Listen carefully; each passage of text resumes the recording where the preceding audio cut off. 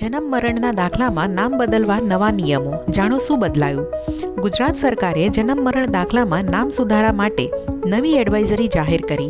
છૂટાછેડાના કેસમાં કસ્ટડી માતા પાસે હોય તો બાળકના નામે માતાનું નામ અટક રાખી શકાય, પરંતુ પિતાનું નામની કોલમમાં જૈવિક પિતાનું નામ ફરજિયાત રહેશે.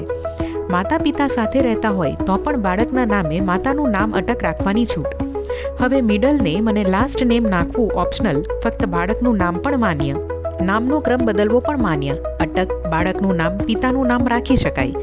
પિતા બાળકની અટક અલગ રાખવી હોય તો ગેઝેટ અને પુરાવા સાથે સુધારો થશે.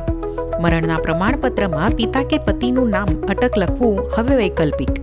પહેલા એક જ વાર સુધારો થતો, હવે યોગ્ય પુરાવા હોય તો વધુ વખત સુધારો શક્ય. તમામ જિલ્લા મહાનગરપાલિકા અને નગરપાલિકાને તાત્કાલિક અમલનો આદેશ. સિંગલ પેરેન્ટ્સ માટે પણ સ્પષ્ટ માર્ગદર્શન અને પ્રક્રિયા બની સરળ.